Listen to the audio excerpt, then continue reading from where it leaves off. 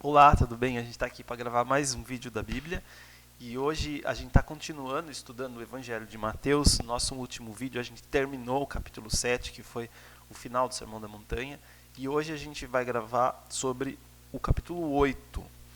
E esse capítulo ele mostra Jesus em ação, o ministério dele, especialmente na cura das pessoas. A gente sempre diz que Jesus é o mestre dos mestres, né, o professor dos professores e o médico dos médicos também.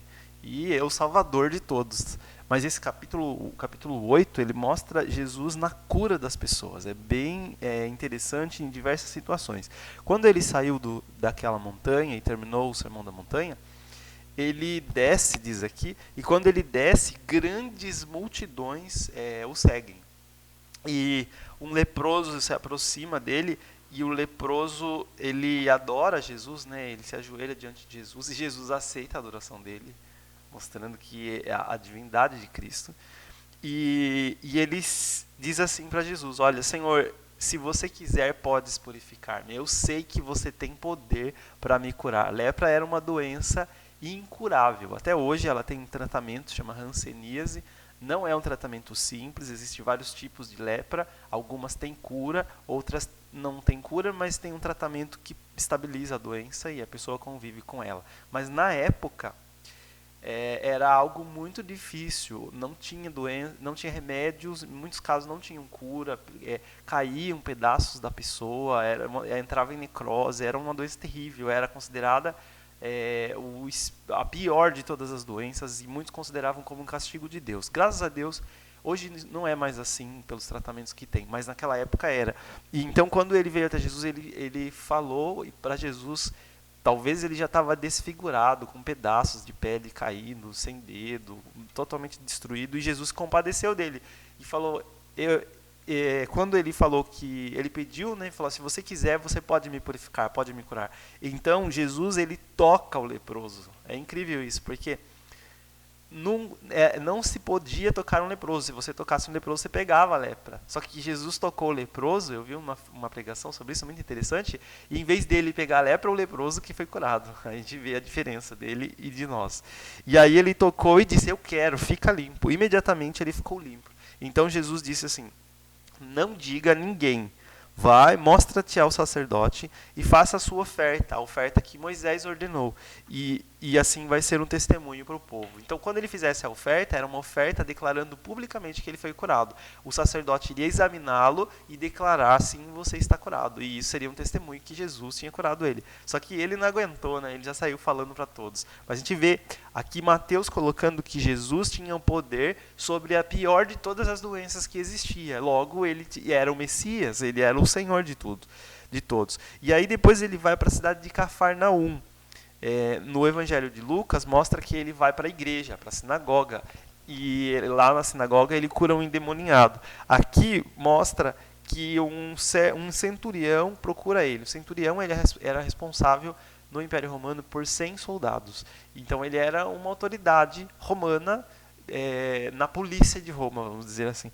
E ele chega até Jesus e ele fala: olha, o meu criado, o meu servo, ele está de cama sofrendo terrivelmente, ele está paralisado, né? Não fala que tipo de doença que era essa, talvez aí algum tipo de sífilis, eu não sei explicar, mas é uma doença que atacou o sistema nervoso e paralisou, e ele sofria terrivelmente. E misericórdia ele, o centurião, olha que interessante, né? Uma pessoa de autoridade, rico, podia nem estar preocupado, mas ele amava o seu servo e foi atrás de Jesus. E aí Jesus falou: sim, eu vou curá-lo, vamos na sua casa. Só que havia um costume entre os judeus, que os judeus não entravam nas casas dos romanos, porque eles consideravam que a casa dos romanos era imunda. O romano era um povo inferior na mente dele, na mentalidade dele. Eles segregavam, excluíam os romanos. E Jesus fala: não tem problema, eu vou na sua casa curar. E aí o centurião responde, na cultura, baseado na cultura deles: Senhor, eu não sou digno de que entres na minha casa. Então ele sabia que os judeus não entravam. Mas ele disse, mas manda com uma palavra e o meu rapaz será curado. Você não precisa ir lá, basta a sua palavra. Pois também eu sou um homem sujeito à autoridade. Eu tenho soldados às minhas ordens e digo a esse, vai, e ele vai. E ao outro, vem, e ele vem. E ao meu servo, faça isso, e ele o faz. Está em Mateus 8:9. Então ele falou, eu sei que você também tem autoridade no mundo espiritual, assim como eu tenho autoridade aqui no mundo físico. Eu mando um soldado, ele faz o que eu mando. Se você mandar um anjo ou alguém, vai acontecer lá. E Jesus se admira profundamente e diz assim, olha, eu afirmo que nem mesmo em Israel eu achei uma fé igual à do centurião. Digo para vocês que muitos virão do Oriente e do Ocidente, quer dizer, fora de Israel, e tomarão lugares à mesa com Abraão, Isaque e Jacó, no reino dos céus. E os filhos do reino serão lançados para fora nas trevas, e haverá choro e ranger de dentes. Então Jesus disse ao centurião, vai-te, e seja feito conforme a tua fé. E naquela mesma hora o servo foi curado. Ele falou assim, ó, vá-te, por causa da sua fé, o seu servo será curado. Várias coisas interessantes. Jesus ele mostra que a nossa filiação religiosa no céu não significa nada. Se você é católico, adventista, batista, presbiteriano, evangélico, protestante ou nenhuma igreja você vai, só o fato de você ir em uma igreja não quer dizer que você pertence ao reino de Deus. O que vale é sua fé. Sim, é importante você ir à igreja, porque na igreja você congrega com as pessoas, a Bíblia ensina isso, lá você adora a Deus. Mas só o fato de você ir lá não significa muita coisa, mas a fé significa. Esse homem, ele tinha fé e ele falou, Jesus, ele admira aquele homem e fala, faz um elogio a ele e fala, olha, muitos virão no reino de Deus, das outras nações que não são israelitas, que não são dessa filiação religiosa, não são dessa cultura, mas que têm fé, e eles vão se sentar na mesa junto com Abraão, com Isaque e Jacó, e os filhos do reino, quer dizer, aqueles que nasceram em Israel, que, vamos dizer assim, aqueles que nasceram na igreja, serão lançados para fora, porque não tiveram fé. Alerta para nós, né? E aí na sequência o capítulo coloca que Jesus vai para a casa de Pedro. Se você ler em Lucas, no Evangelho de Lucas, lá em Lucas capítulo 4, mostra que Jesus ele foi para a igreja, na sinagoga, ele curou um endemoniado, ele saiu da igreja e ele vai para a casa de Pedro, portanto era sábado. E quando ele chega lá, ela estava com febre, ardendo em febre, provavelmente alguma infecção muito grave. E Jesus toma ela pela mão, imediatamente a febre a deixa, e ela se levanta e passa então a servi-los, quer dizer, preparar o almoço, né? E a gratidão dela, falou, estou curada, agora já vou para a cozinha, já vou trabalhar e já vou fazer. Pessoas trabalhadoras são assim, né? Quando elas estão doentes, elas ficam muito mal, porque elas não conseguem ficar paradas. Mas ela sarou, ela levanta e já volta nativa. Foi o que aconteceu aqui. E aí, na sequência, as pessoas da cidade de Cafarnaum, ele estava na casa de Pedro, começam a falar, olha, Jesus está aqui e ele cura todas as pessoas. E então quando elas pensaram, mas se a gente for agora, era sábado, Jesus curava no sábado, porque isso não quebrava a lei do mandamento do sábado. Jesus é cordeiro sem defeito, e logo ele não podia ter nenhum pecado e não quebrar o mandamento do sábado, que está em Êxodo 20. Mas Jesus quebrava a tradição dos judeus. Quem disse que curar no sábado era pecado não é o mandamento da lei de Deus, da Bíblia, mas a tradição que eles tinham inventado. Então Jesus não estava muito preocupado com as tradições, ele estava preocupado sim com a palavra de Deus, a vontade de Deus. Mas as pessoas sabiam que os judeus não iam deixar e iam pegar no pé por causa disso. Então elas esperaram dar o pôr do sol. Quando deu o pôr do sol, trouxeram muitos endemoniados e doentes. Se você ler em Marcos, em cima do subtítulo assim de Mateus, tá muitas outras curas. E tá assim, ó, MC 1:32-34, quer dizer que é Marcos 1:32-34. Você vai lá em Marcos, dá uma olhada, fala que toda a cidade estava à porta da casa de Pedro. Tipo, era uma multidão gigantesca de cego, surdo, mudo, endemoniado, paralítico, leproso. Tipo, aquele era o momento, aquela era a chance. Um pedaço do reino de Deus estava ali e o poder para libertá-los das consequências do pecado, da doença, do poder de Satanás, estava ali. Era naquele dia ou nunca. E aí Jesus, com a palavra, ele expele os demônios e cura todos os doentes, todos os doentes. E ainda aqui Mateus, ele registra assim, isso aconteceu para que se cumprisse o que foi dito pelo profeta Isaías. Ele mesmo tomou as enfermidades nossas e carregou as nossas doenças. Então foi um evento de cura incrível, talvez um dos maiores que foram registrados no Evangelho. Eu li um comentário, uma autora muito legal, um livro chamado Desejado de Todas as Nações, comentando esse capítulo, e diz que se você passasse em Cafarnaum no outro dia, tipo, o hospital estaria fechado, vai vendo, né? Tipo, não tinha mais cego, não tinha mais aleijado, não tinha nada. Você vai perguntar o que aconteceu com essa cidade? Deve ter descido aqui a melhor equipe de médicos do planeta Terra e fez um serviço aqui. Mas, na verdade, era o Filho de Deus que tinha passado por ali, Jesus. Incrível, né?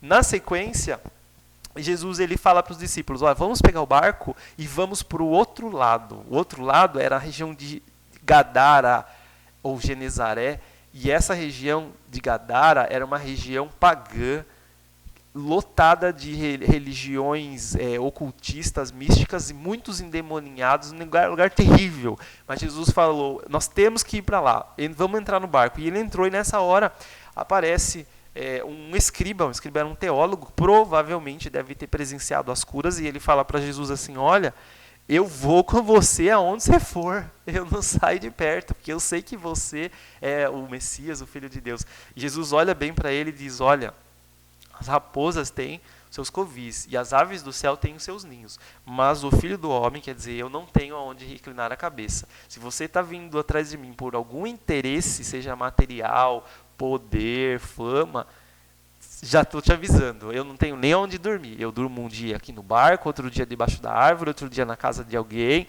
E aí a Bíblia não fala se essa palavra que Jesus deu para ele o fez desanimar ou se ele seguiu a Cristo. Mas dá a entender que ele não foi. Então Jesus leu o coração dele e falou, olha, você está enganado, você está vindo atrás de mim por causa de riqueza, poder, é melhor você não vir se é por causa disso. Mas se você quer vir mesmo por amor, então vem. E nesse mesmo momento, apareceu um dos discípulos, que dá a entender que seria um dos 12, eu não sei, porque discípulos não era só os 12, tinha mais. Senhor, permite-me ir primeiro sepultar meu pai. Em outras palavras, não é que o pai dele tinha morrido naquele momento. Ele queria dizer assim, Senhor, eu quero te seguir, mas não agora. Agora eu vou lá ajudar o meu pai nas coisas dele, nos objetivos dele, e quando ele morrer, então eu vou te seguir. E aí Jesus disse, e replica a ele, segue-me, deixa os mortos sepultar seus próprios mortos. Quer dizer, Jesus estava falando, eles que não creem em mim estão mortos espiritualmente. Se você quer me seguir, segue-me agora, porque eu preciso de você agora. Jesus sabia que seu ministério não ia durar muito tempo. E naquele momento é que ele precisava segui-lo e fazer ali a obra de Deus. Também não registra o Evangelho quem é. Talvez seja um dos 12 que passou a andar com Cristo. Ou pode ser um outro que não era um dos 12, mas que também seguia. Mas dá a entender que ele seguiu. Não sei, né? Aí é o meu pensamento, não está registrado. Então, na sequência, eles atravessam esse barco e vão para Gadara. E no meio, eles pegam o barco, vão atravessar o Mar da Galileia, que na verdade não é um mar, é um lago muito grande, mas era chamado de mar, porque é imenso, são quilômetros de distância de uma margem a outra. E no meio dessa travessia surge uma tempestade grande, de sorte que o barco era varrido pelas ondas. Entretanto, Jesus dormia. Segundo o livro de Jó, a gente entende que Satanás ele tem algum poder sobre a natureza. E eu, baseado no meu estudo da Bíblia e no livro de Jó, eu quero entender que aqui era Satanás e os demônios tentando impedir que eles chegassem à terra dos Gadarenos. Você já vai entender pela sequência do que vai acontecer. Mas Jesus dormia, porque Jesus confiava no seu Pai. Às vezes nós passamos por grandes tempestades na nossa vida, grandes tempestades. E a gente fica com medo de afogar-nos, de morrer no mar das dificuldades. Mas Jesus dormia, porque ele confiava que seu Pai estava no controle. Talvez você, eu, estejamos passando por uma tempestade nesse momento. Uma doença, problemas financeiros, brigas familiares, um momento turbulento na faculdade, na escola, um problema existencial seu, um problema emocional, um término de relacionamento, e às vezes pode ser um misto de tudo isso e até outras coisas que eu nem sei, só você e Deus é que sabe. E você está no meio da tempestade, mas se Jesus está no seu barco, não tenha medo, confie, não tenha medo, igual Jesus fala no outro texto, não fiquem com medo, Não fiquem tristes e nem tenham medo. Confiem, eu estou com vocês. É isso que Jesus fala para você e para mim. Então, eles acordam, o Senhor não vai fazer nada, a gente vai morrer. E Jesus fala, homens de pequena fé, por que vocês são tão tímidos? Por que vocês estão medrosos? E aí Jesus repreende o mar e o vento e fala, cala-te, acalma-te. E aí faz-se a grande bonança e o barquinho continua. E eles ficam com medo de Jesus. Falam, nossa, quem é esse que até o vento e o mar lhe obedecem? Esse capítulo 8, ele coloca Jesus como o Senhor da doença, Senhor da natureza, o Senhor sobre o reino espiritual, o Senhor sobre as forças da natureza, sobre os ventos, sobre o mar. Ele coloca Jesus como o Filho de Deus mesmo. Se tem um super-herói que é retratado aqui, é esse capítulo 8, do livro do Evangelho de Mateus. E termina o capítulo dizendo que Jesus ele chega na outra margem. E quando ele entra naquela região, ele queria fazer uma grande obra naquela região, que não era uma região que tinha muitas pessoas que conheciam a Deus, tinha muitos pagãos que não conheciam, tinha também judeus ali, mas era uma região misturada. Saem dois endemoniados que saem de dentro dos sepulcros, dos cemitérios, e eles passam furiosos, gritando. Eram os demônios ali através daqueles dois, tentando impedir Jesus de entrar. E eles começam a gritar e falam, Senhor, o que temos contigo? Filho de Deus, o próprio demônio chamando Jesus de Filho de Deus, mas não que ele queria ajudar a obra de Deus, ele estava querendo atrapalhar. Vieste aqui para atormentar-nos antes do tempo, e aí passava do lado uma manada de porcos, segundo os outros evangelhos, cerca de 2.000 porcos, era muito porco. E aí os demônios rogaram, se você for nos expelir, permite que a gente vá para os porcos. Era uma legião de demônios, talvez 2.000 demônios na cabeça dos dois ali, fazendo, controlando, destruindo a vida deles. Diz que eles arrebentavam as correntes, era uma vida absurdamente destruída, a vida daqueles dois. Moravam dentro do cemitério, imagina a situação, morar no meio dos cadáveres, dos defuntos, saíam, gritavam, era uma situação terrível. E aí Jesus ele repreendeu e falou, então, vão para os porcos. E aí os demônios foram para a manada dos porcos, e os porcos ficaram perturbados e foram um precipício abaixo, se jogaram para dentro do mar e morreram dentro dos porcos. Morreram dentro das águas do mar, né, aqueles porcos ali. E os porqueiros que cuidavam daqueles porcos fugiram, chegaram à cidade e contaram tudo o que aconteceu. E a cidade saiu encontrar-se com Jesus. E pelos outros evangelhos, eles viram os dois endemoniados vestidos normalmente, em perfeito juízo mental, assentados do lado de Jesus, ouvindo Jesus. E eles ficaram com muito medo. Eles falaram, quem é esse que faz aqueles dois que eram loucos ficarem agora pessoas de bom senso, razão? Pois é, Jesus tem poder até sobre as doenças mentais e emocionais. Isso que eu estou falando não era uma coisa, uma autossugestão, é um milagre. Não estou falando que Jesus fez um milagre, tinha um problema na cabeça deles, talvez físico e espiritual, mas especialmente espiritual, e Jesus corrigiu aquele problema de uma forma sobrenatural. E aqui, Jesus então está ali naquela situação, e aquelas pessoas da cidade vêm e falam para ele, olha, nós não queremos que você entre na nossa cidade, porque tiveram o prejuízo dos porcos. Os judeus não se alimentavam do porco, porque era um animal imundo, a Bíblia fala isso. E aquele povo comia os animais imundos. No Velho Testamento, especialmente, é muito associado o culto pagão aos demônios, aos ídolos, com os animais imundos. Isaías fala isso, vários textos falam isso, e no sacrifício do culto judaico, era só animal limpo que poderia ser oferecido sobre o sacrifício. E o animal que era limpo para o sacrifício, era limpo para a alimentação. O que era imundo para o sacrifício, era imundo para a alimentação. Mas eles não se preocupavam com isso, esses gadarenos, então eles tiveram prejuízo. E eles falaram para eles, sai daqui, a gente não quer você aqui na nossa terra. Que pena, né? Perderam a bênção imensa. Mas aí, o endemoniado, um deles, tenta entrar no barco e seguir Jesus como discípulo. Jesus fala assim para ele, não. Volta para a sua cidade, para os seus parentes, seus amigos, e conta o que o Senhor fez na sua vida. E aí ele volta. Jesus sai, mas aqueles dois ficam. E eles se tornam os evangelistas da região de Gadara, que é a região de Decápolis. E contam os evangelhos no outro episódio, que depois de um tempo, talvez 1 ou 2 anos, Jesus volta lá. E aí a cidade recebe e é evangelizada e há milhares de conversões.